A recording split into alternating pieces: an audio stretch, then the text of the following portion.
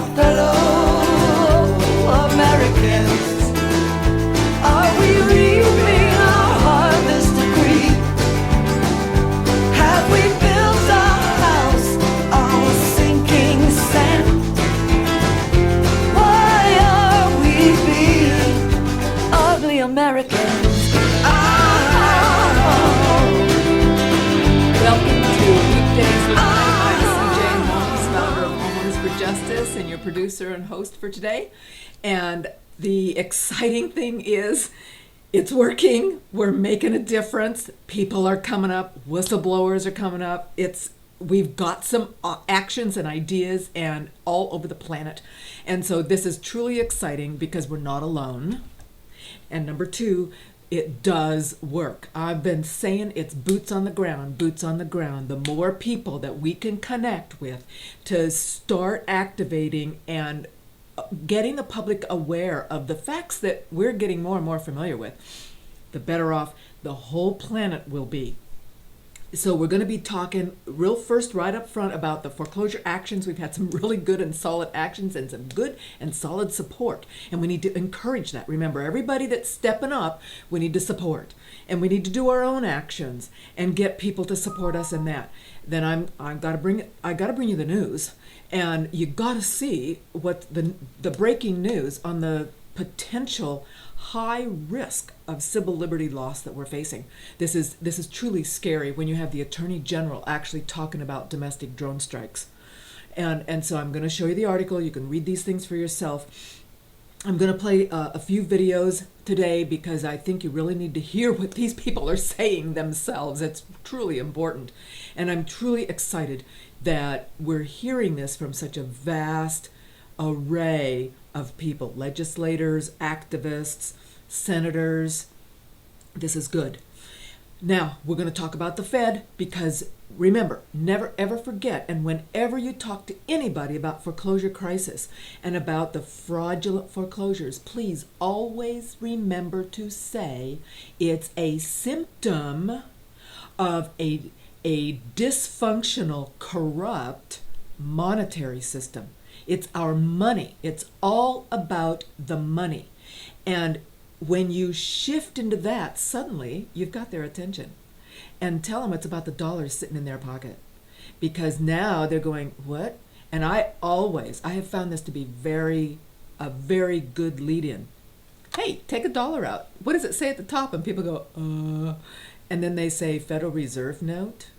And I say, yes, I refer to them as FRNs. They are not U.S. dollars. If the U.S. had its own dollars, we wouldn't have this crisis. We wouldn't need fraudulent foreclosures. We wouldn't need foreclosures. People would be able to pay their loans, and we'd have a stable economy without the cycles. And I think you're going to catch people, you're going to snag their attention because you're not only talking about the bad part, you're talking about how we could make it good.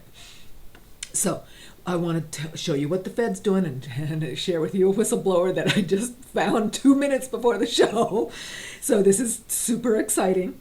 And before we do that, well, then we're going to talk about the two things I've tried to snag you to pay attention, because there's two things that the people could really do if we wanted to. And I think we're closer than we know on a couple of these, on both of these. So we're going to talk about what would it actually take to get a constitutional convention to get how many states would that be, and how does that work? We're actually very close.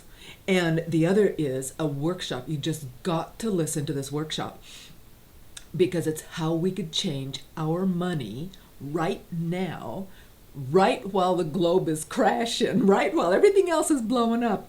We, as a people and a community, could move forward and start to do this.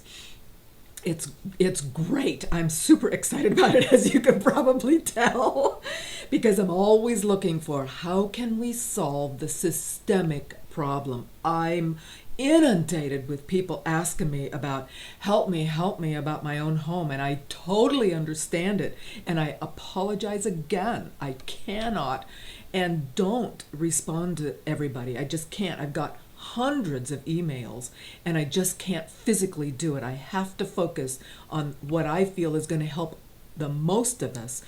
If I can, and when I can, I'll respond, and sometimes I shoot them off to somebody else I think might have a good answer. But I apologize again if you've contacted me and you haven't heard back. I apologize. I'm really sorry, and I can't guarantee I'll ever get back to you. So please, I'm really think that I'm close to bringing a solution, so you won't have to be asking me. You'll be able to go get it. That's what I want. I want a systemic solutions. That's what I'm constantly focused on. I feel that's my job, and I'm working on it. But before we move forward into this information, which is super exciting, I really want to make an announcement. If you are in LA, if you are close, they're meeting at 10 o'clock. They're marching at 11. So shut off the live stream and get your butt over there and march with them. This is Occupy Fights Foreclosures. Try to get to Pershing Square. Join the effort. It is worth it. We're doing these actions that will get media attention and express to the people that they're going to, like the Attorney General's office, Kamala Harris in California, and Eric's office, the district court offices. I don't know exactly where they're planning to go. It almost doesn't matter. It matters that people show up and that the show of force gets the attention, because the show of interest and force and people, everybody there, please remember, this is just a symptom. These fraudulent foreclosures pushing people out of their homes, this land grab, this is just all tied together with the money. It's all about the money, and we have a chance to change that system. That would help everybody on the planet, including ourselves.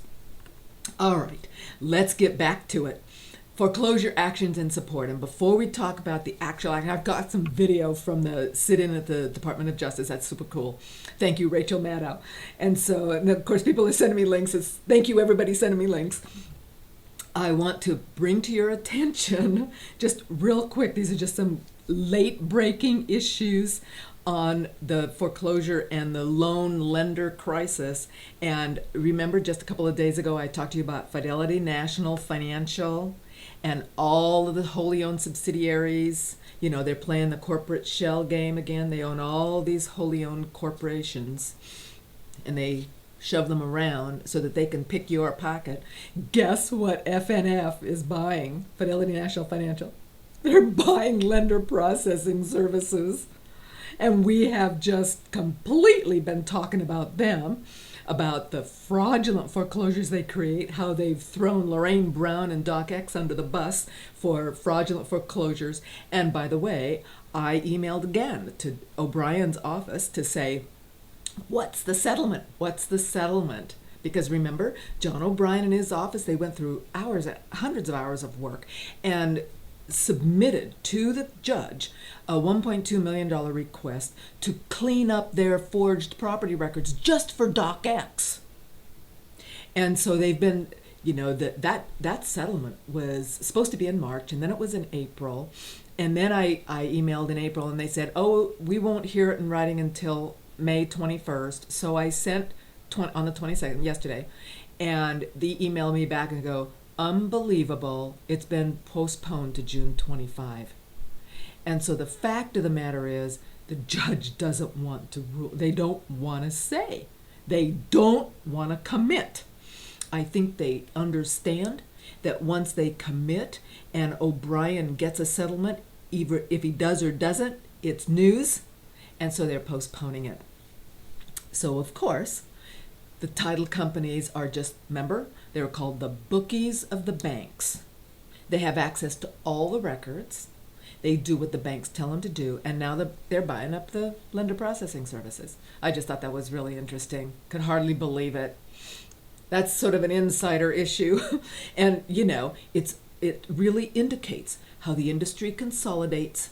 Remember the media consolidate? We've got like 6. We now have 6 media conglomerates that control 90% of what you and I hear. Why do you think you and I are going overseas to get our news? Because we can't get it locally. They're under control. They've been grabbed, and you're going to see verification and proof of that in one of these articles I show you in just a minute. It's about the corruption in the Federal Reserve. I love that article. Oh my goodness. All right, so here's another quick thing about press releases of the 13 million homeowners that are still underwater.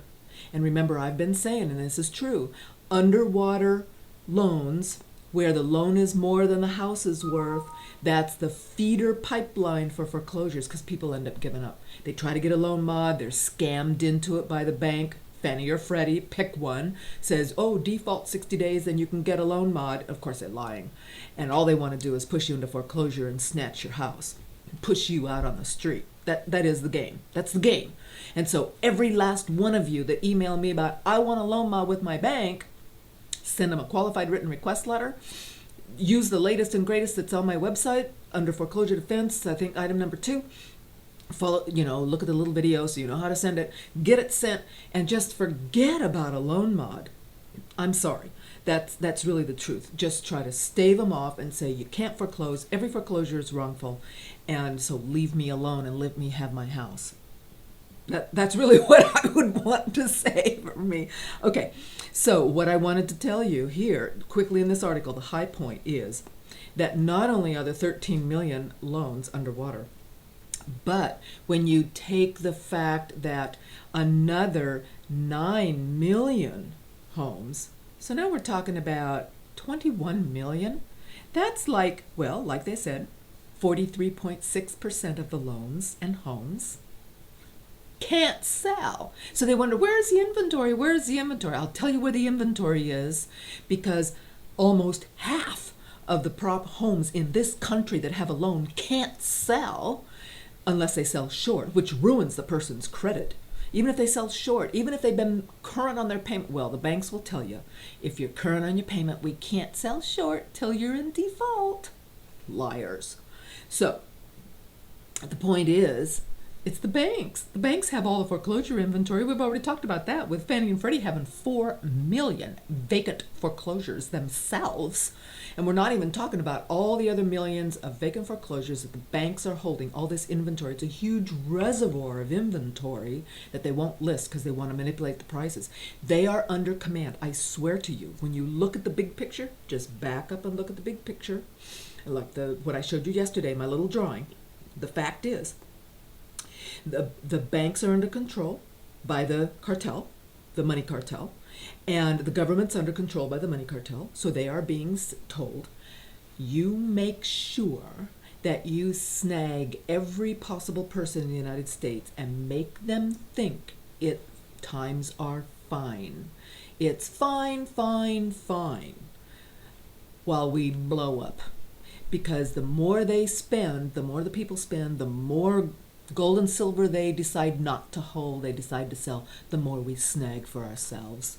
And so we're going to snag every asset before this system blows up, and it'll be to our benefit. That is the game. So I'm telling you, you can see it right here with the houses. Okay, like the person that sent me this link, Maxine Waters, he doesn't necessarily agree with everything she does. And I don't even know what she's been doing, but I do support this. And this is a sign when we've got our elected officials starting to challenge these banksters and challenge the regulatory agencies for no criminal prosecutions. We're making headway. Been incarcerated, 5 grams of crack cocaine triggered a 5-year mandatory minimum sentence. 50 grams of crack cocaine triggered a 10-year sentence, and I could go on and on about this. But you can understand why when I see that we have some of the biggest banks in the world who get a slap on the wrist for laundering drug money from the drug cartels, and they're not going to jail. And this keeps happening year after year after year. I don't believe, it is hard to believe that we don't understand how they launder this money. But we know this. If there was no profit, if they were not able to launder this money, perhaps we wouldn't have drugs on the street with all of these young people getting arrested.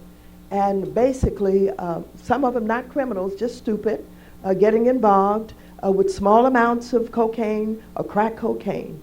And yet we have some of the richest, most powerful banks in the world who are laundering drug money from the drug cartels. Why don't they go to jail? I think I can respond to your... I can't hear you. I can respond to your question in a couple of ways. First and foremost, the bank entity, of course, cannot go to jail. The bank entity, when we're talking about an entity, a corporate entity, the punishment that we get, are able to secure, comes in the form of monetary penalties, a period under which they must engage in remedial action or cooperate with the United States in its investigations. So in our cases, we are focused on ensuring that we understand how much of these crime proceeds that you're referring to have flowed through a bank. And when we determine that, we seek to forfeit that money, or we seek to find... Excuse me, and I don't want to interrupt you, take too much time, but we know what you do. It's what you do that we don't like. What you do is they get fined. It's the cost of doing business, these fines. And I know maybe you can't incarcerate or a corporate entity, but are you telling me that the CEOs and those who are responsible for the operations of the banks, the boards, the presidents, nobody can be have criminal violations because of the laundering of drug money in the bank? We, in the criminal division, in fact, established a money laundering and bank integrity unit that is focused on prosecuting precisely these kinds of cases, including professional money launderers and the entities in which they work. But you've not sent anybody to jail. We have prosecuted innumerable money laundering cases involving persons that assist drug and other criminal organizations in laundering their money. And we're committed to doing that. And when we have resolved any such cases with bank entities, those resolutions have not in the least precluded the possibility of individual... Well, let me just say this, because I guess we could go on with this conversation, and I appreciate the time here. But you have not prosecuted anybody. You have not sent anybody to jail. As a matter of fact, the most shameful case that I won't mention, where hundreds of millions of dollars were laundered through one of the biggest banks in the world, and they got away with a hefty fine. And this goes on and on and on. It's unacceptable. It's not your fault. It's not a personal attack on you, but it's about the system. It's about the Justice Department. Something needs to be done. These kids that go to jail and do 5 years for 5 grams of crack cocaine, you tell me that they are more guilty than the presidents of banks who have the responsibility for running that bank, don't know that drug money is going through those banks? I don't think so. Thank you, Mr. Chairman. I yield back the balance of my time. No kidding. No kidding. It just riles me. And this is the point. Again, the drug money laundering, it's just a symptom. It's the laundering. It's the laundering of the money through the loans, the toxic loans, and then the fraudulent foreclosures. It's the laundering of the money through the Fed. It's just truly all about the money. So, as each individual and group is starting to fight back against their specific interest, here's what happened on Washington, D.C., the Department of Justice. Today was the second day of really dramatic protests at the site of the Justice Department headquarters in Washington, D.C. These protests began yesterday when activists blocked traffic in front of the Justice Department beginning at around 2 o'clock in the afternoon. The protesters managed to shut down Constitution Avenue in D.C. for hours yesterday before a total of 17 of them were arrested. These activists are protesting the fact that the Justice Department has not taken enough action, in their view, against big banks that illegally foreclosed on people in the wake of the financial crisis. The protesters pitched tents outside Justice Department headquarters last night, and then early this morning, when police attempted to dislodge them from their location, there were a number of additional arrests today, including at least one activist who appears on this tape here to have been tasered by police on scene. We'll see if these protests continue tomorrow, but this tasering, this apparent tasering, and this multiple arrests and blocking Constitution Avenue for hours, this is a major protest site in Washington. Finally, the other big story to watch in Washington today was the anticipation that continues to build for a major address that President Obama has scheduled to deliver on Thursday. It's going to be a major address from the president on the subject of civil liberties. The president's expected to address the drone program of targeted killings abroad, as well as his efforts to close the prison that we maintain in Cuba at Guantanamo. All right. Thank you, Rachel. We're going to be looking at our civil liberties because what's fascinating about it, that's today. Obama's supposed to address a major civil liberties speech, except, notice, he's talking about drones overseas and he's talking about Guantanamo. He's not talking about what I'm going to show you next. And this, we must have an outrage against this, because this is what's coming down the pike for you and me. Almost, I mean, we want the houses, we want our economy, but we want our civil liberties too. This is just right up there. Food, housing, liberty, these three, and no drone strikes against humans. Citizens or anybody on this country. Frankly, I just stopped drone strikes worldwide. I think it's just horrific. But that's my personal opinion. Listen to this, because this is impacting you and me, and it's happening in our Congress right now. Hi, my name is Charlie McGrath. I'm the founder of WideAwakeNews.com and a host on the Rinse Radio Network. It's been our mission from the get-go, and will continue to be our mission, to look at establishment media and try to determine the reasons for the agenda that they present to the people of this country. It never has to do with the story of the day. It has to do with what's coming tomorrow or shortly down the road. Today we see nothing but Benghazi, nothing but the IRS. An illegal event of yesteryear in Benghazi that we knew was bogus from the get-go, and the establishment media telling us that the IRS is dangerous. I don't even think that the people plugged into the mainstream infotainment pop culture have to be told that the illegal IRS is a dangerous institution. So what's going on? So what's being presented to us while something is happening behind closed doors? Well, thanks to the hard work of Eric Blair over at theactivistpost.com, we understand the last couple days Washington, D.C. has been very busy eroding your freedom. In fact, Senator Angus King went so far as to say the hearing he was involved in was the most astonishing and disturbing hearing that he has ever seen. Most astonishing and disturbing. Even John McCain, Warhawk John McCain, came out and said that the government is going way beyond its authority. What are they talking about? The AUMF, authorization to use military force. This piece of legislation that was put into place way back when we started this war on terror, that is now turning from foreign enemies to you. You, don't be shocked by that, because you are on the list if you are a freedom-minded, free thinker that believes in a constitutional republic. They're changing the wording of this thing so that the military can be used on the streets of this country. It's not a conspiracy theory. It's not some kind of fancy fantasy that may come true down the road. It is happening right now in the guise of other news events that are not news events.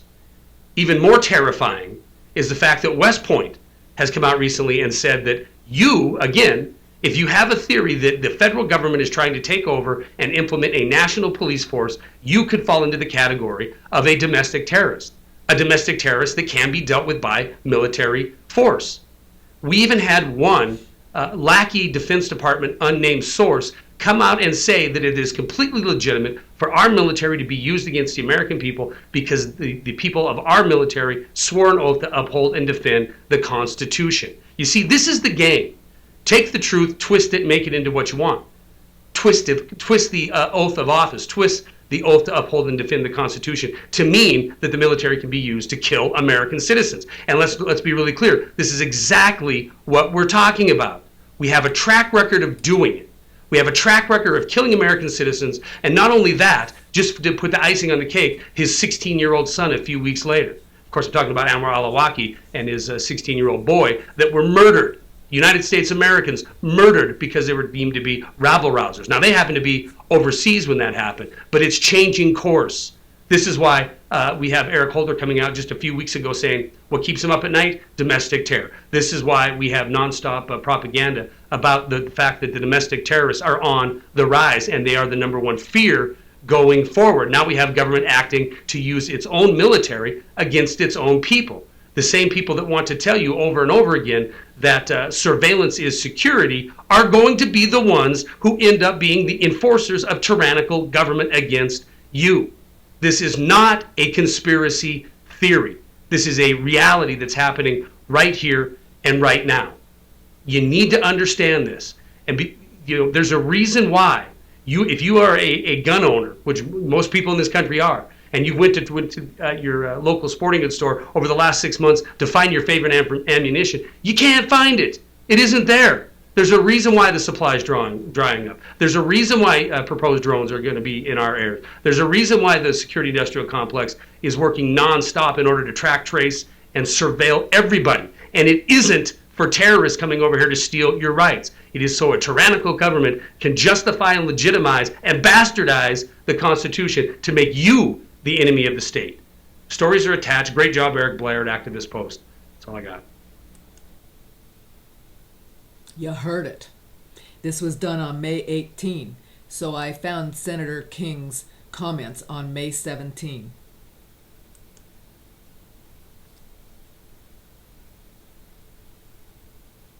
Gentlemen, I've only been here 5 months, but this is the most astounding and most astoundingly disturbing hearing that I've been to since I've been here. You guys have essentially rewritten the Constitution here today. The Constitution, Article 1, Section 8, Clause 11, clearly says that the Congress has the power to declare war. This authorization, the AUMF, is very limited. And you keep using the term associated forces. You use it 13 times in your statement. That is not in the AUMF. And you said at one point, it suits us very well. I assume it does suit you very well because you're reading it to cover everything and anything. And then you said at another point, so even if the AUMF doesn't apply, the general law of war applies. And we can take these actions. So my question is, how do you possibly square this with the requirement of the Constitution that the Congress has the power to declare war? This is one of the most fundamental divisions in our constitutional scheme, that the Congress has the power to declare war. The President is the commander-in-chief and prosecutes the war. But you're reading this AUMF in such a way as to apply clearly outside of what it says. Senator McCain was absolutely right. It refers to the people who planned, authorized, committed, or aided the terrorist attacks on September 11th. That's a date. That's a date. It doesn't go into the future. And then it says, or harbored such organizations, past tense, or persons in order to prevent any future acts by such nations, organizations, or persons. It established a date. I don't disagree that we need to fight terrorism, but we need to do it in a constitutionally sound way. Now, I'm just a little old lawyer from Brunswick, Maine, but I don't see how you can possibly read this to be in comport with the Constitution and authorize any acts by the President. You had testified to Senator Graham that you believe that you could put boots on the ground in Yemen under this document. That makes the war powers a nullity. Yeah. They're out of the box. They're doing what they're told. Never ever forget that the bank cartel, the people that run the world, Rothschilds, Rockefellers, and Morgan, those families in Key, they have the bank cartel. They have all the money in the world because they created out of nothing. We all have to pay them interest on it. So we're all the slaves. We're getting sucked dry. They want to control each and every action. They need money. They create it. So that gives them an illegitimate power over anybody and everybody. That's why we have to change the money. Change the money, change the game, toss them out. They suddenly don't have the power. We can get back in control. That's why we're talking about this. And here you've got senators, you've got representatives, they're outraged. I don't think they yet quite get it, that this game, this fight is different than then, and it's not just on one front, it's on all the fronts. So we want to keep the houses, we want to stop fraudulent foreclosures, absolutely, but we want to keep our economy, we want to keep our lives, we want to keep our liberty, and we really want to just have a nice world that we can survive in, most of us. So I told you, Eric Holder, the Department of Justice Attorney General, that will not prosecute the banks because he's been told not to. Obviously, he had to agree to that to get that position. This is something I swear people aren't yet quite grasping, and that is all of the major leaders in the world on the governments, particularly in the United States, must be approved by the cartel, the bank cartel, or they don't get the job. So each one of these entities behind closed doors has said, yes, sir, I will do what you say, just let me have that position of authority. And they have prostituted themselves, given themselves up for financial and notoriety gain to the people that control all the money and want to control the planet and everybody on it. It is not for their gain. They don't need money. They make the money. It is a power trip. They are psychopaths. That's why we talked about it, what a psychopath is. They just want it. And so don't try to explain, rationalize, and look within yourself to say, well, how can that be? It is what it is. And they want this power. It doesn't make any rational sense to us. But we're not psychopaths. That's why we're looking at this. They are. That's why they want it. So here's what our Attorney General actually said. And this was published, today. So here it says, despite the message of assurance regarding the promise that domestic drones would never turn into government-controlled war machines, Eric Holder decided to go ahead and announce that it would be actually entirely legal for Obama to issue a drone strike on a U.S. citizen on domestic soil. In fact, CNN reports, so now you got the media mouthpiece saying that Holder does not rule out the possibility of domestic drone strikes and that a scenario, pay attention, could occur in the near future. And to strike someone with a drone, of course, you would need weaponry. You would need an armed drone on U.S. soil with the president killing U.S. citizens on U.S. soil. Listen up. In other words, Holder is going against the major promise of the FAA official who promised that no armed drones would be flying on domestic soil. He was just told to say that. They lie to us all the time. Have you gotten it yet? Have you gotten it? Everything they open their mouth is a lie coming out. They know it, and they've participated in it knowingly. And or those that won't have been lied to and they think they're saying the truth and then discover later they've been used, they've been manipulated. But don't worry, Holder says the government has no intention right now of issuing drone strikes on U.S. soil, just like the government never targeted Constitution and conservative-based groups for the IRS, and would never use domestic drones to spy on you. Probably already are. Quite simply, if any power is given to these individuals in government, be sure they will use it. I'm telling you, it's not just about the houses. It's a symptom, but it's about us, our life, our liberty, and the pursuit of happiness. So, with that in mind, let's quickly segue over to our economy. And here's an article for today that says, wow, listen up. The New York Fed says the U.S. economy is going to sharply increase in 2014. All right, 3.6 GDP growth. With the economy, now listen, is adding 302,000 net new jobs a month next year. Do you know a lie yet when you hear one?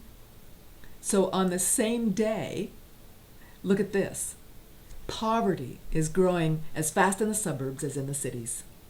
At some point during the 2000s, America reached an unexpected milestone. There are now more poor people living in the suburbs than in the cities. Well, yeah, you break the economy, you ruin everybody's jobs. All the small business owners that lived out in the suburbs, they're screwed. They can't get a loan, they lost their job. If they were in retail, had a store, it's bankrupt. So, gee, with this, we're going to have a booming economy next year. I don't think so. And here's something that really ought to make you hot under the collar. The Fed is bailing out the world.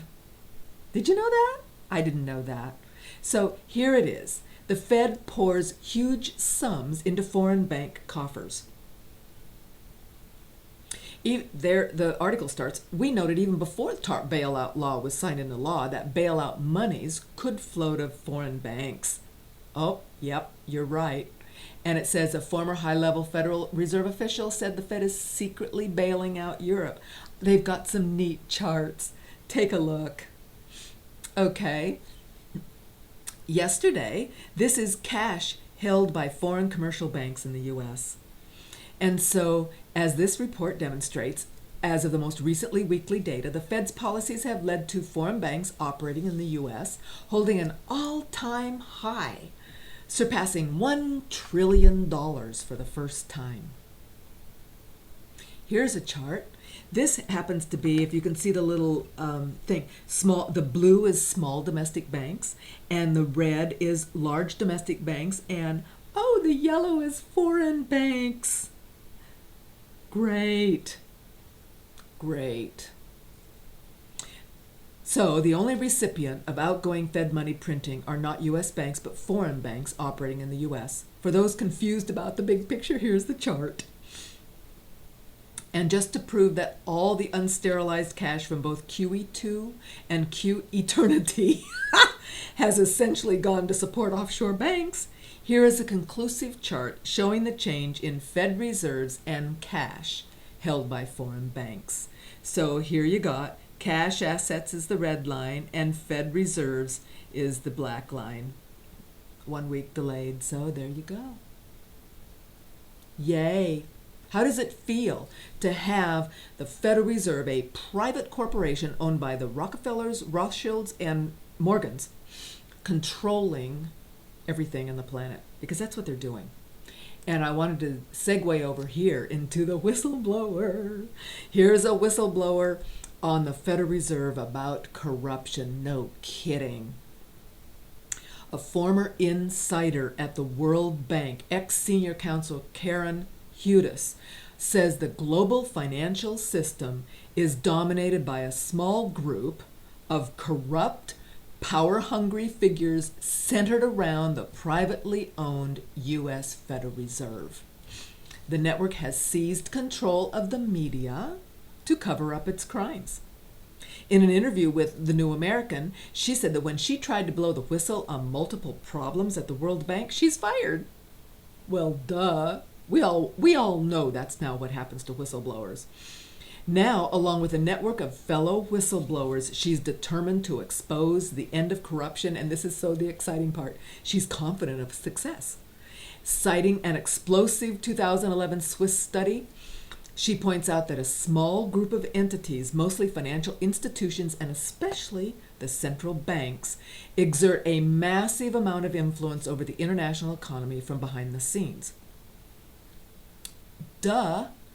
Remember, we've been talking about, and I will show you again, that they are fixing the prices for everything. The commodities, gold, silver, oil, diesel, fuel, energy, stocks, they're fixing these prices so that they can benefit. Interest rates, LIBOR. We talked about yesterday, there was a big scam he'd heard of was the interest rate swaps, that cities and counties are faced with. It's everywhere. Fraudulent foreclosures, toxic loans, just a symptom of this corrupt power grabbers, and they're being allowed to do it. And so here's what we want. The pillars of the U.S. government, some of them, are dysfunctional because of state capture. And that's a big story and a big cover-up. That's what I said. If you capture the heads of the agencies, like Eric Holder, and then he's obviously signed off. I will be your puppet, he says. Just give me the job. So in the Department of Justice, what does he do to whistleblowers? Fires them. What does he do to the banks? Issues a memo saying, we're not gonna prosecute you. What does he do? Nothing for the people. Everything that he's told to do. And we must understand this is the enemy. You have to understand what you're fighting to be effective. So somebody said, I got a news article or something, email, there's a big petition and we're going to go to the Congress steps in September and we're going to say, we don't like something. And I'm telling you, okay, but I believe that that's wasted effort, because I don't think a petition is going to do anything about this cartel. I think they'll just use drone strikes and they'll just, change the laws. Oh, you can't have a protest anymore. We'll arrest you. And see, oops, now it's legal because you're a terrorist. That's where we're headed. We're already halfway there. Way there. They've already changed the laws. You can't even petition. You can't stand on many parts of the public sidewalk, because if you're too close to somebody, they can arrest you. So, our rights are just being snatched right and left. That's why this is so critical, because in every kind of art, like those protesters in the Department of Justice in D.C., they get arrested. What are they doing? They're just camping. Well, okay, so they get arrested, but this is the point. They're arresting us, and all we're doing is objecting to the fact that they're not following the law and that they're ruining our economy and stealing our homes. And stealing our money. Mark my words, it's coming. So the heart of the network, here it is, 147 financial institutions and central banks, especially the Federal Reserve, which was created by Congress, but is owned by essentially a cartel of private banks. This is a story about how the international financial system was secretly gamed, mostly by central banks. They're the ones we're talking about. They've been gaming the system. Well, yeah, they've been creating the money. That's why this workshop today is so crucial. You gotta hear it, because it's an opportunity for us to start doing something right now, even while this other stuff is going on. We don't have to fight them. We just need to opt out. And this gives us something legitimate that we could opt out on. So this is truly powerful. Oh, and here's that article, the 2011 article she referenced, the big study, and this is the network of global corporate control. It'll be linked now, so you can read it for at your leisure. It'll be linked on the comment sections, and obviously when I update, it'll be on the search page for all of the weekdays live library. So the question is, what's coming down the pike? If you've been following along at all, I've been talking about getting out of Federal Reserve notes into something that has value, into a commodity, an asset, hard asset, something you can hold in your hand, just like we showed yesterday or the day before. These wealthy, huge investors are now having a run on the gold bullion banks, because they are saying, something, as they look around, this dollar stuff, this is scary, this is just paper. I think I want something that I can touch and feel, stick in my vault, and have as an asset that has some intrinsic value. And so they go to the bullion bank where they've put their $1 billion, and the bullion bank is saying, I'm sorry, we don't have any bullion. We'll just pay you in FRNs. You get Federal Reserve notes. And of course, the mainstream media has not said a word about it. They have been locked down. And so it's shearing the sheeple. That's what it's happening. So here's the question. Will it be inflation or deflation? And the very next article I'm going to talk about is what can we expect to happen in the relatively near future for gold and silver? Because inquiring minds want to know. Nobody really knows the future, but these are good thoughts that I want to share with you. And then we're going to get into the Constitutional Convention, how close we are, that we could maybe pull that off, and how we can change our money right now so that we could have some better way to store our assets without having to just lug around a bunch of gold and silver. I mean, assuming you have some money, you convert it. So here's the point. Is it going to be inflation or deflation? And what they talk about is that we're in a bubble economy.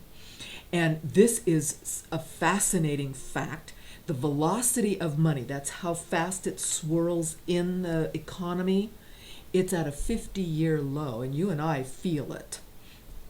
But we don't know how to quantify it. Here now we're quantifying it. So the rate at which money circulates in our economy is the lowest it's been in more than 50 years. It's been steadily falling since the 90s, and it's a clear sign of economic activity slowing down. Now look at the shaded areas in the chart. See the shaded areas? Right there, all those shaded areas, those are the recessions.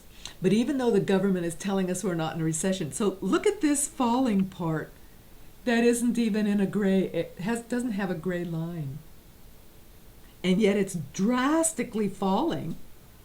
So they're telling us, oh, the economy is fine. But look at this. It's falling like a rock, the velocity of money. There's less and less and less money to go around. It's one of the factors that's putting a huge deflationary pressure on our economy. Here it is. And the trade deficit, nobody talks about that. But I believe that's how they were going to solve the trade deficit. We heard it yesterday. They're going to kill the dollar. And so the point is, right now, far more money leaves our country than goes into it. In fact, the amount going out right now exceeds the amount coming in by $500 billion a year. It's extremely deflationary. Our system is constantly bleeding cash as the money goes someplace else. And that's one of the reasons the federal government has felt the need to run such huge budget deficits, and why the Federal Reserve is constantly printing money. They're trying to pump money back into a system that's bleeding. It's just flowing out.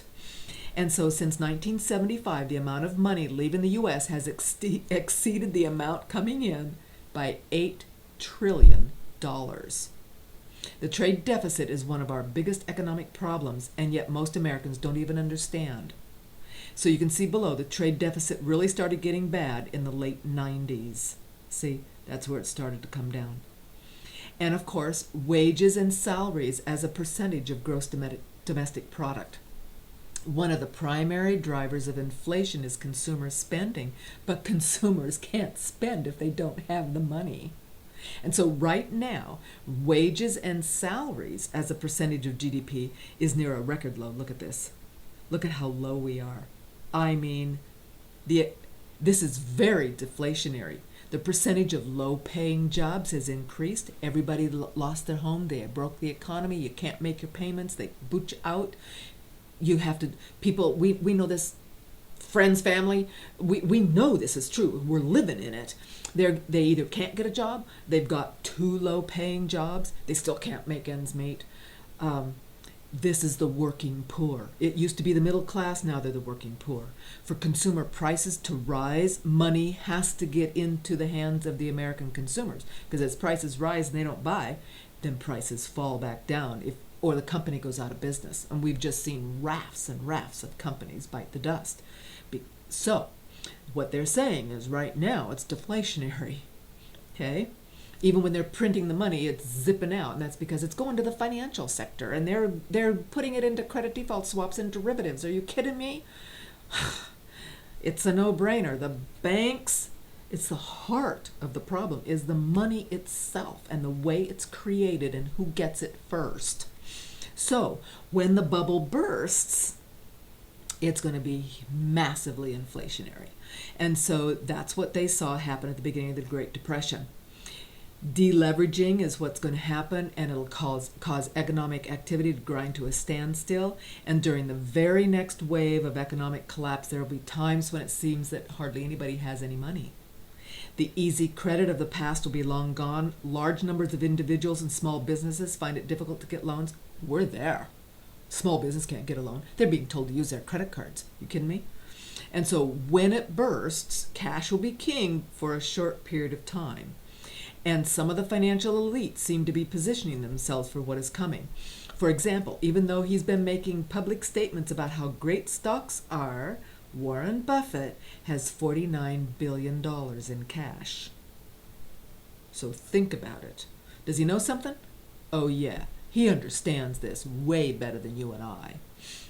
Of course, there's a tremendous amount of pressure on the U.S. government and Federal Reserve to do something if a financial crash happens. And so they will be extremely inflationary as they try to resuscitate the system, because if they don't resuscitate it, it's over. They're out. But so they're going to just be pumping. So cash will not be king for long.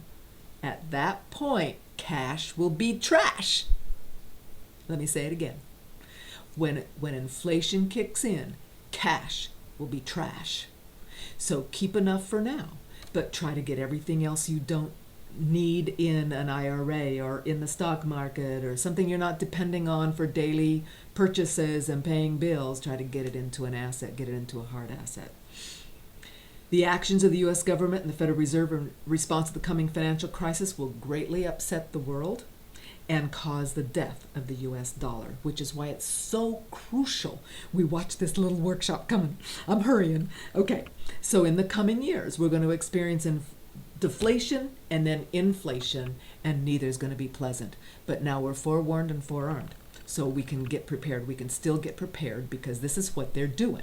Remember, they set the price, and what their game they're playing, they're setting gold and silver. I'm just going to talk about those. Most of us don't own palladium or even really think about wanting to. And the fact is, we've talked about it before. I'm going to mention it again. If and when you go to convert your FRNs into some kind of gold or silver, make sure that it's legal tender. Get the actual coins. They're double eagles or walking liberties. And I went into the coin shop the other day just to check on, hey, do you have this stuff?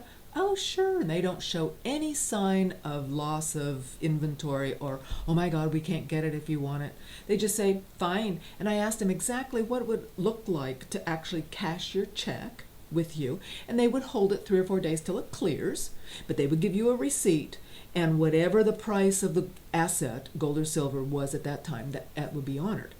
So it's something, you cash your paychecks there, and then you dig a hole in the ground? I'm not sure. How do we store our precious metals? These are things I haven't really thought about. So, I mean, I have, but no one seems to, they talk about digging a hole in the backyard. I mean, these are the wealthy investor consultants. So that's what I guess is sort of like the thing to do, is to go in the backyard and dig a hole. And so, here you have it. It's been well documented there's going to be a precious metals beat down. They're going to keep setting the price. And if you've been watching, it's been falling and falling to 12 to 1400 ounce per gold, 20 to 24 ounce per silver. We're already down in this range right now. Now this guy is saying he's heard insider information. They're going to smash gold down to $800 to $1,000 an ounce and silver to 16 to 18 an ounce. The fact is, the demand from people is rising. He's talking about here that the Royal Canadian Mint just released a 1 ounce buffalo silver commemorative coin at $100 face value. That's what they stamped on the coin. It's 1 ounce. The darn thing is 96% sold out. So the point is, the people still want it. They want this. They're willing to pay for it. And he's saying they put $100 on that coin. Do they know something we don't know? He feels that the beatdown of these prices is a last-ditch effort to save the commodities exchange, the Fed, and the bullion banks. And they'll have another driving benefit. It'll drive out for good all the speculators that affect the physical market, and they will be able to pick up the assets, the hard assets, for a much lower price. And then, once the inflation starts, he feels we'll see a huge disconnect. Physical costs will be way up. You know, the trading stock and stuff on the physical will be way low. You know, there just won't be a connection anymore between worthless paper and the physical asset. So get prepared. That's what I want to tell you about that. Okay, what can we do? How close are we? Could we pull off a constitutional convention? And the reason I'm thinking about this at all is because somebody sent me an email with this. Turns out it's a myth. This person back in 2011 actually just made a statement from this website that governors of 35 states have filed suit against the federal government for imposing unlawful burdens on them. It only takes 38 of the 50 states to convene a constitutional convention. So then I wanted to find out if that was right, and mainly what I wanted to find out was which states, which ones have we already gotten? And so, of course, what I found is that this is a myth. This is a wildly inaccurate chain email, and the Republicans control only 14 state legislatures. It would be the AGs of the states that file lawsuits, not a governor, which, we do know that. The state legislatures call for a convention, not the governor. And it only takes 2/3 of the states to call the convention, not 3/4. That's 34 states. 34 states to call a convention. The proposed amendment has nothing to do with a fictitious lawsuit. And of course, the email says send it to 20 friends, which people are doing. Now, it propped in my mind, yes, but if we how many states, aren't there some states suing the federal government? And the answer is yes, there are. There's 27. So 27 from 34 were 7 short. And here's the list. We know who's been suing over Obamacare.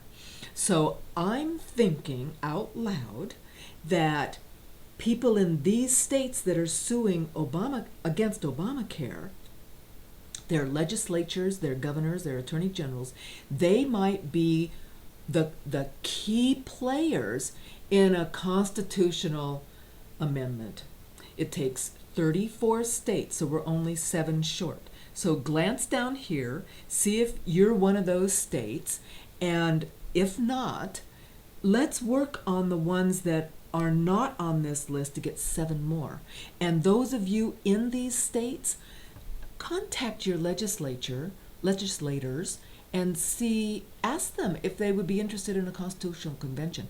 And those of you watching, let's put together some ideas of what we want in a constitutional convention, like actual US dollars, no more Federal Reserve notes. What else could we want? Think about it. Because this, I think, we're actually closer than we might realize, and no one yet has said that to me. Hey, let's have a constitutional convention. Now that, if you showed up on the steps of Congress in September with 34 states wanting a constitutional convention to make amendments, now that would make a difference. Forget the petition, okay? Let's go after this. This is worth fighting for. We only have limited time, so this is something that could powerfully change this country and boot out the banksters. So, how are we going to actually boot out the banksters? That is a problem. Here is the So workshop. let's start at the beginning. Pay attention. This is Back in fabulous the 1800s through to the 1840s, banks at that time actually had the ability to create money. And the way they did this was through printing pieces of paper. When you put your coins into the bank, they give you a receipt, and that receipt would say you've deposited £5. And because it was more convenient to carry bits of paper around than to carry metal coins around, people used to use the pieces of paper as though they were money. They'd actually spend the paper in the shop. And so long as the shopkeeper knew the bank and trusted the bank, he'd accept the paper. So basically, the pieces of paper that banks were issuing were treated as money, and they became as good as money. Now, when the banks caught onto this, they realized that actually, if we just issue more pieces of paper with sums of money written on them, and people treat them as money, then effectively we have the power to create money. So the more that we issue, the more we can lend, and the more we lend, the more interest we get. So you can imagine with incentives like these, it didn't end well. They created too much money, and it started to cause instability in the economy. It caused banking crises. And after a number of years of this happening, the government of the day, so it was a Conservative Prime Minister, Sir Robert Peel, stepped in and said, well, we can no longer allow banks to issue paper money because of the problems that it's causing in the economy. So they passed this piece of legislation, the Bank Charter Act, which said from this point on, only the Bank of England will have the authority to create paper money. But they missed something out, because paper money isn't the only way that you can make payments.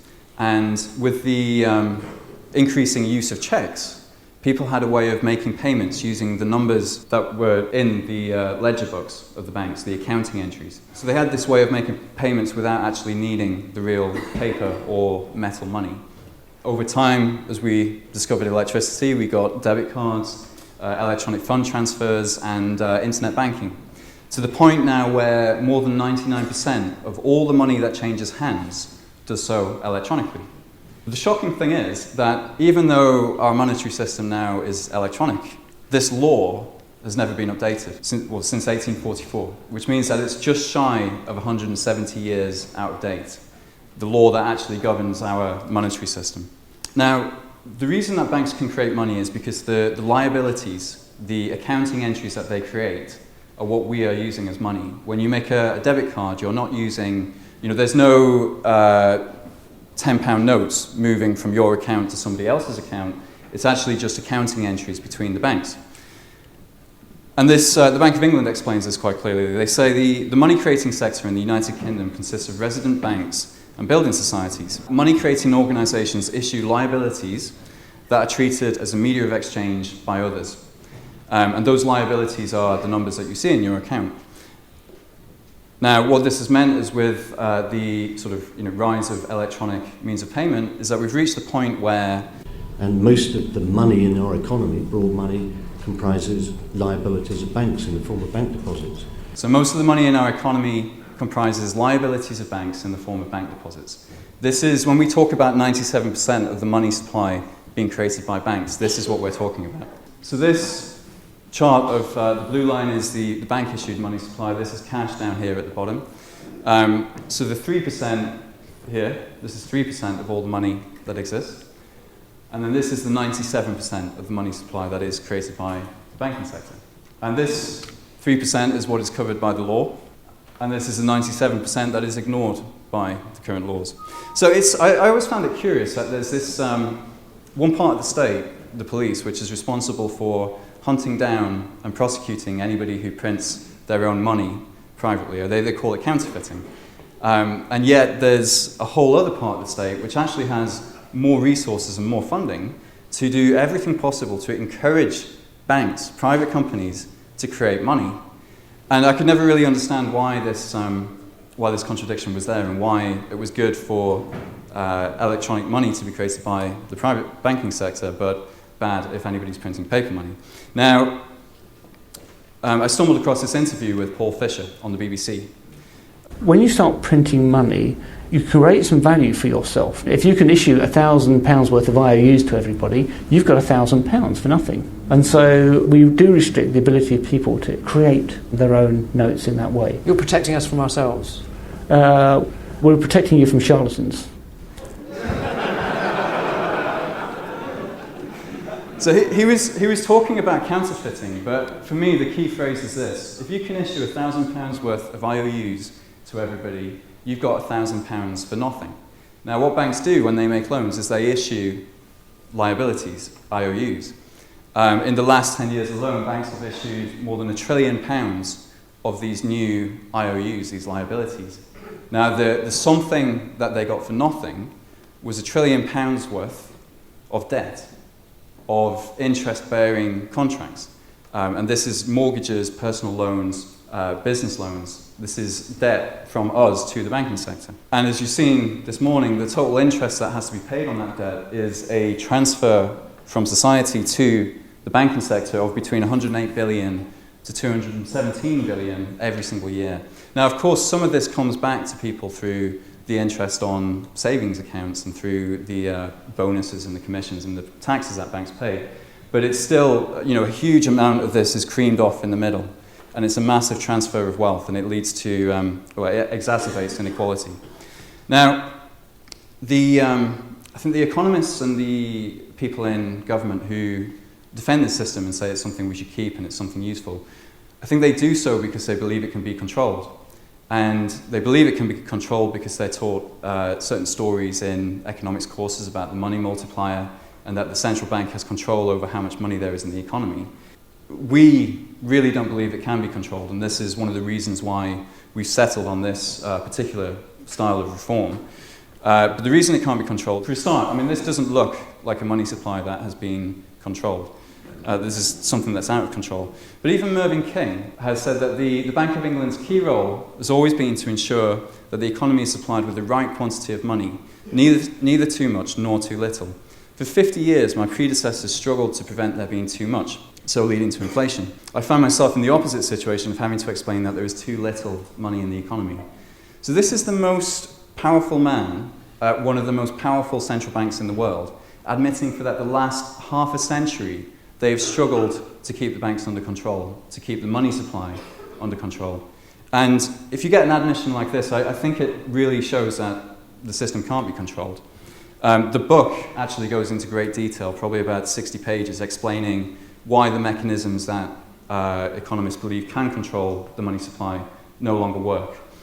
But fundamentally, it's because you have this battle between the desire of the banking sector to create as much money as possible to maximize their profits, because the more money they create, the more they lend, the more interest they receive, and the need of the Bank of England to kind of protect the public interest, to limit inflation and instability in the economy.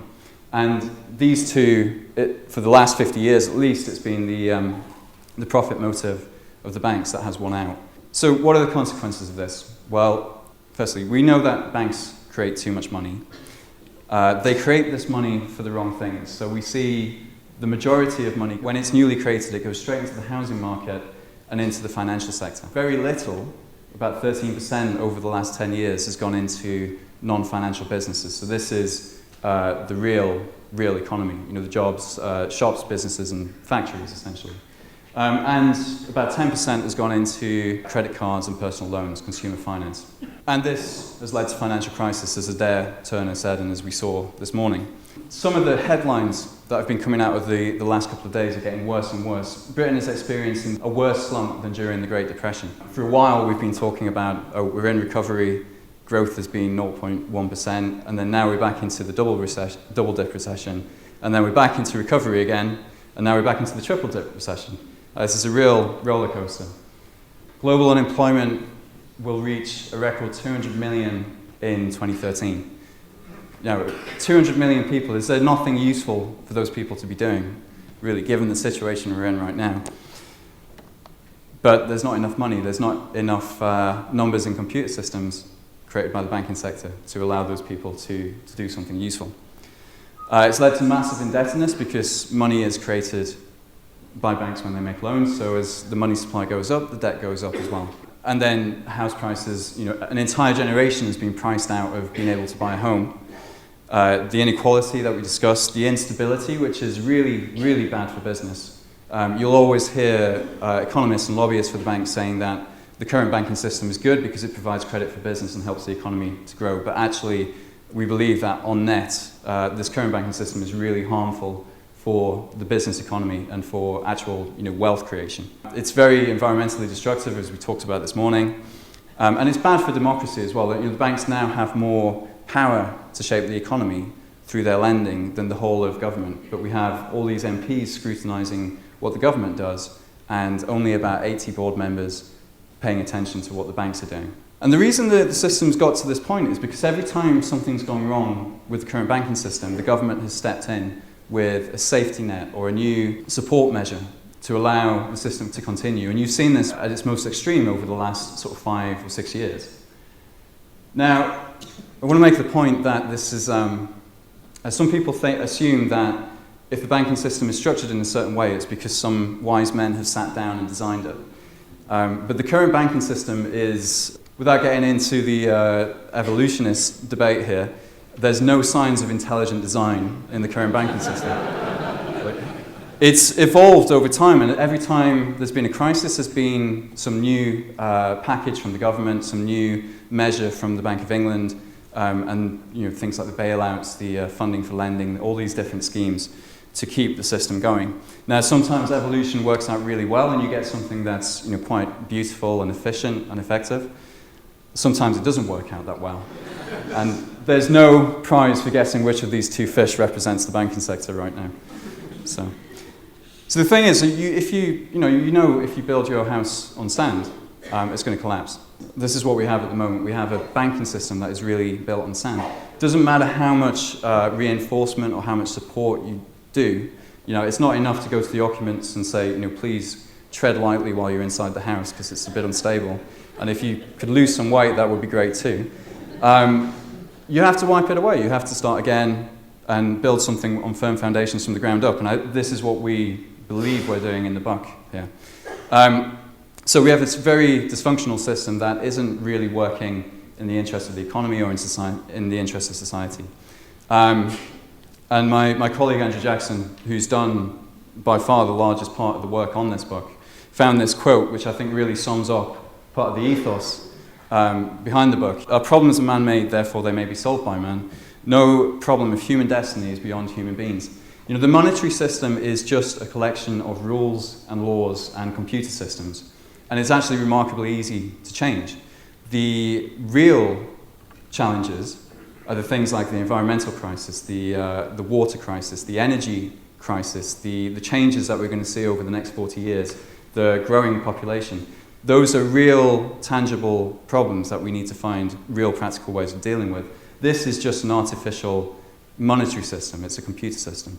So we can't let ourselves be distracted from those big challenges by this artificial, broken, dysfunctional monetary system.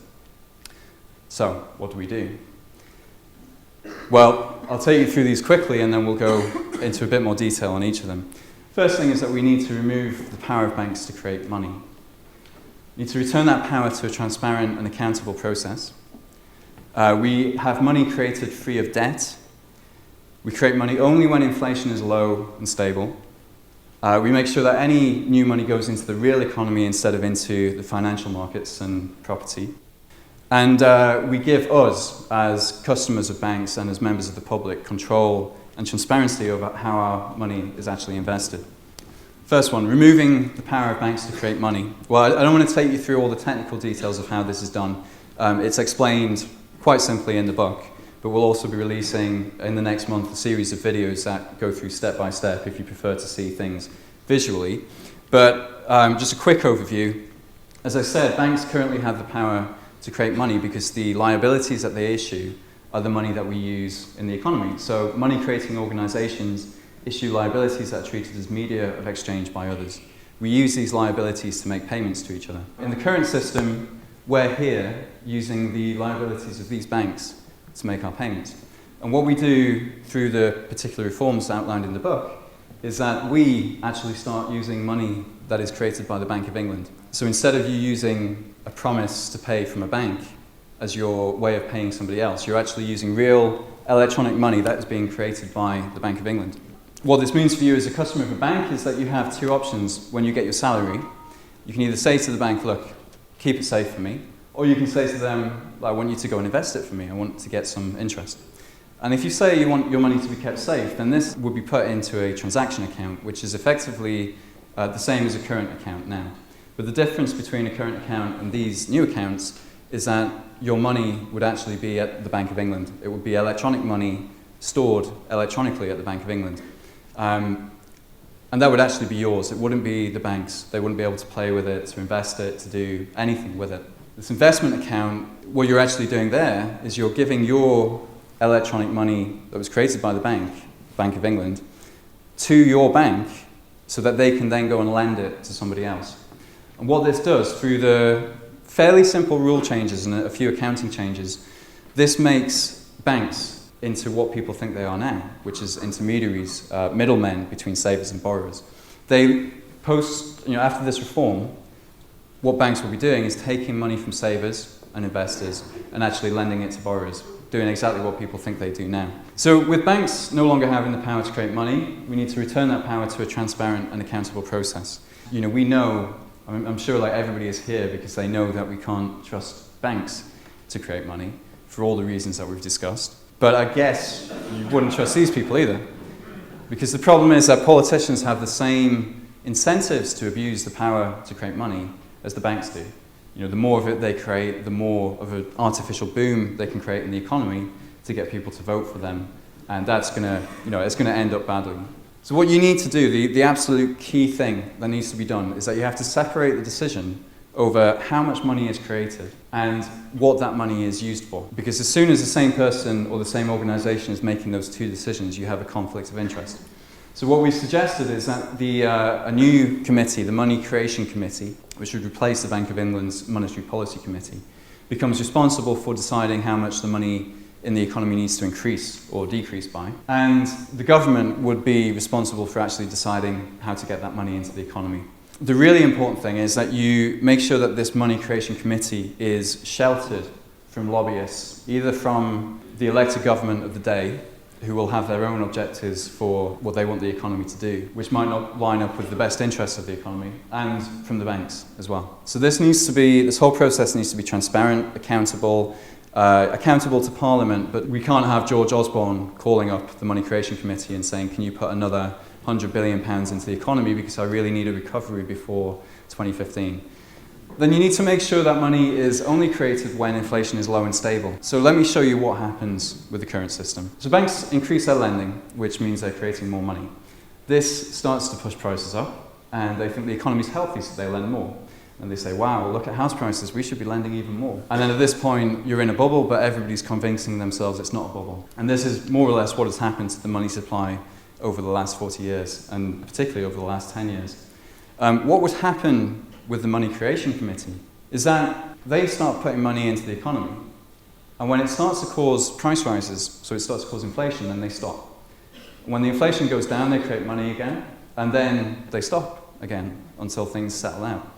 And it's instead of when the banks are creating money, the more they create, the more inflation there is, and the more they want to create because they think, house prices are rising, so we can afford to lend more to people to buy houses. The Money Creation Committee actually has a responsibility to stop creating money when it causes inflation. So it's completely the opposite of what the banks will do in that situation. But we often get the question, isn't all money creation inflationary? Isn't all money creation going to push up prices? Well, it really depends. Because if you put 40% of all the new money you create into housing and into financial markets, then you're going to expect prices in those markets to go up. And we've seen that with housing. We've seen that with the stock market. I don't know if you've seen the newspaper yesterday, but there was a weird headline. First it was, this slump is worse than the Great Depression, and beneath that, its markets hit 4.5-year high. It's like, why is this? Why? And it's a symptom of where the money's going, and particularly quantitative easing. And if you instead put money into non-financial businesses, so into the real economy, then what you're going to do is stimulate that part of the economy. We have 2.5 million people at home at the moment doing nothing. They can be employed. And what you'll actually get is economic activity will increase. So the economy will grow. So not all money creation is inflationary. It can actually, if it's put into the right parts of the economy, it can help the economy to grow faster than any sort of inflationary pressure. Okay, we need to create money free of debt. Now this is one of the most fundamental points of this whole book, because the current rules of the monetary system, when 97% of all the money we're using is created by banks when they're making loans, it means that the more money we want in the economy, the more debt we have to have. If we've just had a crisis and we need some new money into the economy, then the only real way to get it in there is to have the banks increase their lending, which is why you see such an emphasis now on, well, we've got to get banks lending again, even though the crisis was caused by people having too much debt. Vice versa, if we want less debt in the economy, then we have to have less money, because as you repay your debts, that money is effectively cancelled out. It's just the reverse accounting process of money creation. What we actually need is we need less debt and we need more money in the economy to get out of this current crisis, this current recession. That's impossible in the current system. As you see here, the two of them are tied together. As the money supply goes up, the debt goes up, because they're basically, the money and the debt is the opposite side of the same accounting entry, the same balance sheet. So this is what we can expect to see happen if we do have a recovery now with the current system, that the debt will rise, and eventually this is going to lead to yet another crisis, but it may be much, much worse the next time. What these reforms do is they separate the creation of money from the creation of debt. So when banks are lending, they're actually transferring existing money from a saver to a borrower, but they're not creating money in the process. So the money can be created, and that money can be used to pay off a lot of the existing debt. And also because of some of the other changes that need to be made to the accounting, which are explained in the book, it allows us to pay off nearly £1 trillion of household and personal debt over the course of about 20 years. Just think about how much of a complete transformation that will make for the lives of most of the people in this country to not have this enormous debt. You know, the personal debt is as high as it's ever been, and this changes to the system actually allow this debt to be reduced. So instead of having this annual interest charge on the entire money supply of 108 billion to 217 billion a year, that could be cut down. Could be cut down to possibly half of that, maybe even less. Okay, fifth thing, we need to put money into the real economy. We talked briefly about this. But there's about 4 options that you could use to get this money into the economy. And okay, so you can spend more on public services, put the money in through the government, you can cut taxes, you could pay down the national debt, or you could actually just divide it up between people and give it directly to people. So we talk in the book about the combination of these that you would probably want to use and why actually paying down the national debt should be probably the last priority. But the important thing is that all of these things, if they're done right, will get money into the real economy. Whereas what we have now at the moment, we have banks putting most of the money into housing and financial markets, and some of this money trickles out of that market into the real economy. What we'd like to see is that as the money comes in, as it's created, it goes to government, and then it comes into the real economy first. And then the banks need to borrow that money from people and businesses in the real economy before they can then lend it to, well, either back to the real economy, back to businesses, or to housing and to the financial markets. One of the things that we would like to see is that this flow of money into the financial markets, into speculation, and sort of the trading and that sort of stuff should really be reduced. So 6, we need to give ourselves control and transparency over where our money is invested. Now I saw this advert the other day which really made me laugh. Ever wondered where your money goes? This is Lloyd's TSB saying, have you ever wondered where your money goes? And I think, yes, yeah. I think they weren't aware of the Move Your Money campaign or how much they were falling into their trap there. Because, no, most people don't think about where their money goes. And that's because the bank never tells you. So one of the things that we would do as part of these reforms is require that if you're putting your money into an investment account, you're giving your money up so that the bank can go and invest it.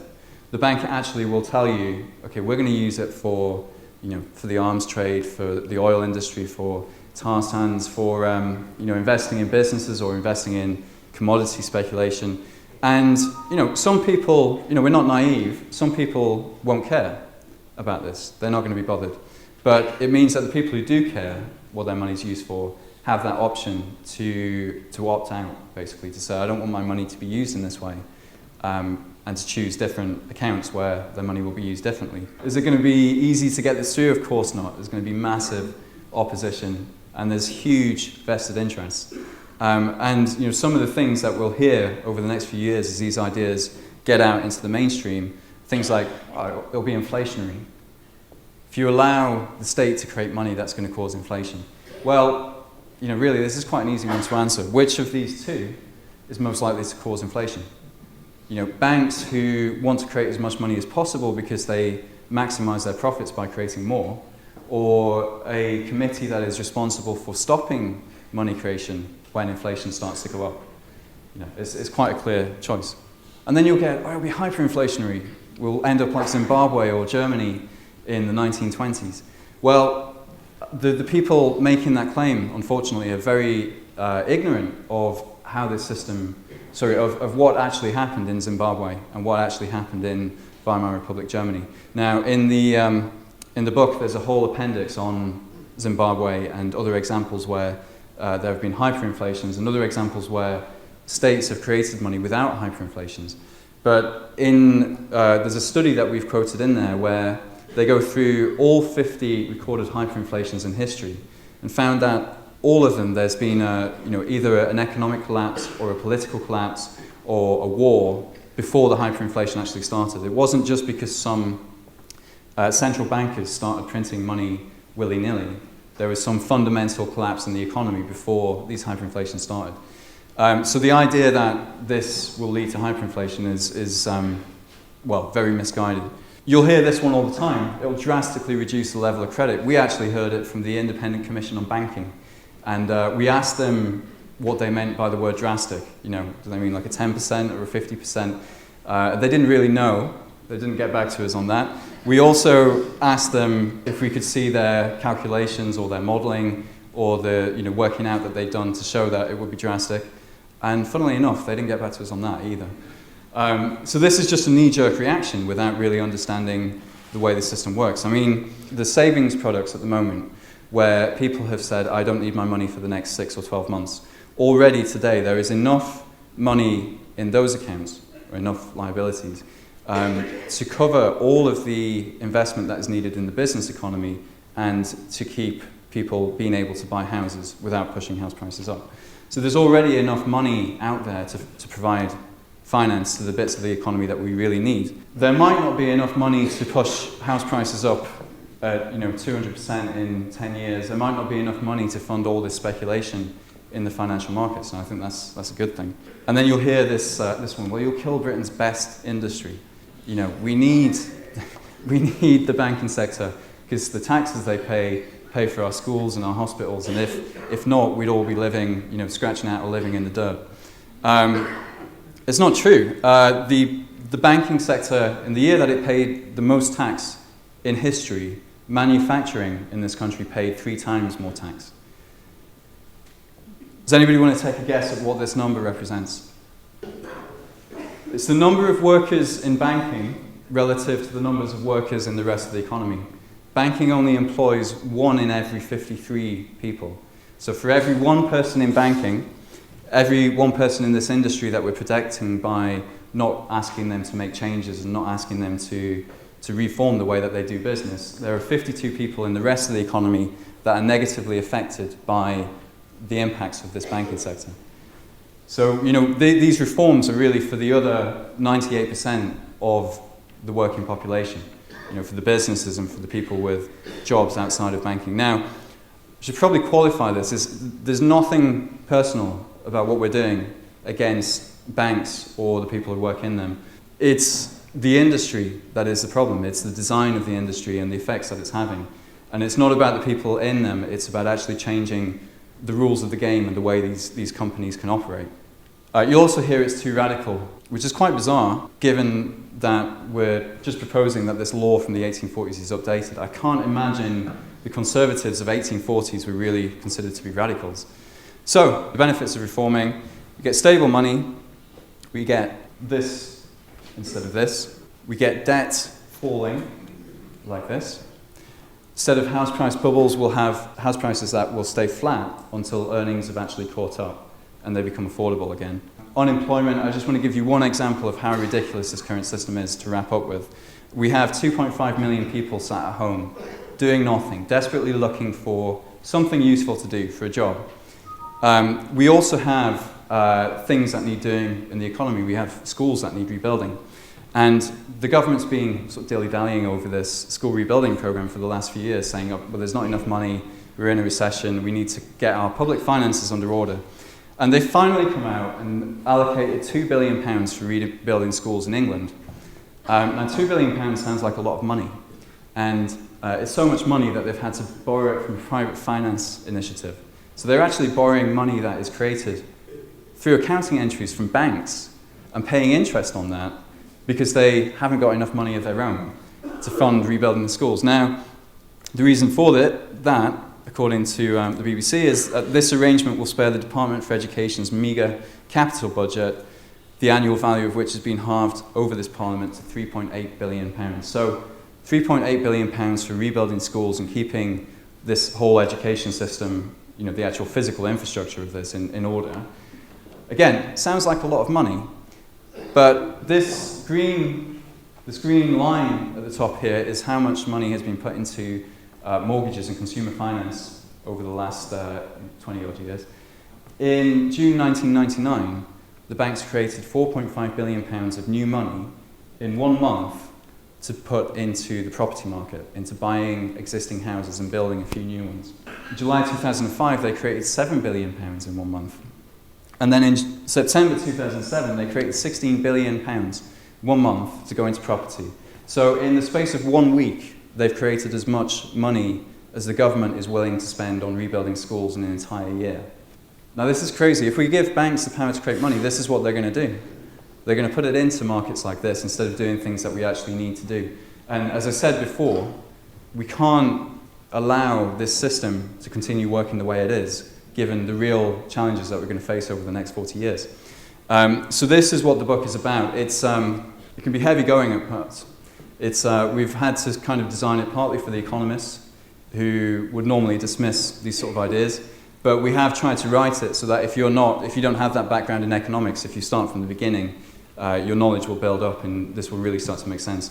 And if you get to the end, then you will know more about the monetary system than 99% of professional economists. So this is it. This is what we need to do. The pressure is really on because of the real challenges that we're facing. And it really is, the movement in this country is by far the strongest in the world. The people in this room, this is the biggest gathering that I know of for reforming the monetary system. So if we don't do it, then nobody else is going to push it through. So it's really down to us. So that's what the rest of this afternoon is going to be about, and how we really sort of change the system.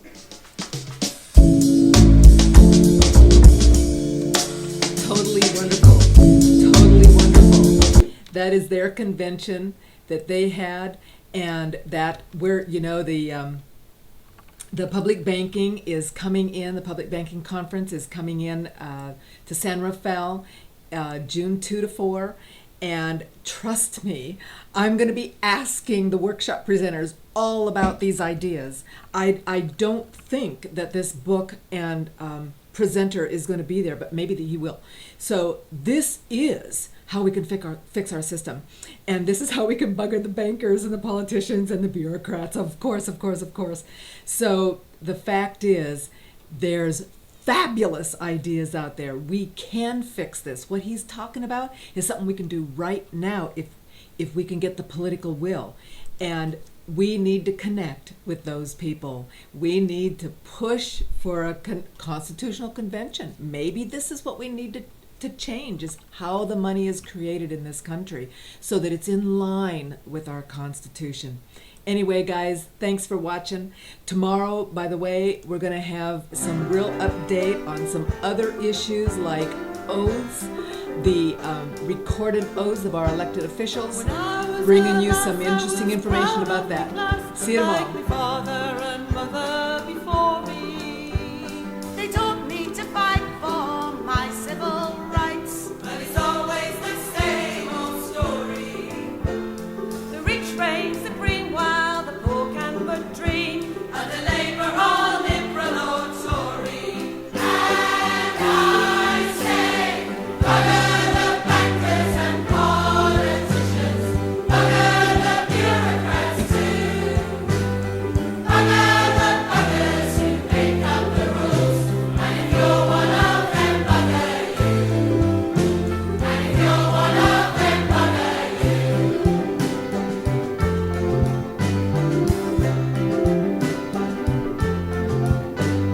The system is bent and the money's all spent. We're murdered from every direction. The workers get taxed while the wealthy relax. with nary a moment's reflection. Where there's grass, there's muck, and they don't give an arse, 'cause we're programmed against insurrection. And I say, bugger the bankers and politicians, bugger the bureaucrats too, bugger the buggers who make up the rules, and if you're one of them,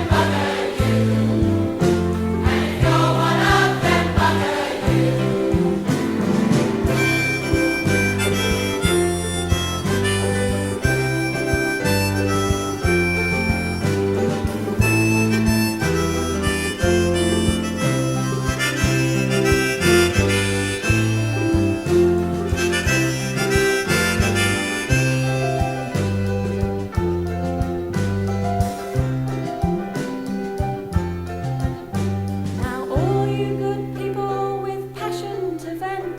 Don't give up the struggle for justice. But I've done my time on the protesters' line, and these days I show my dissent. By loitering women.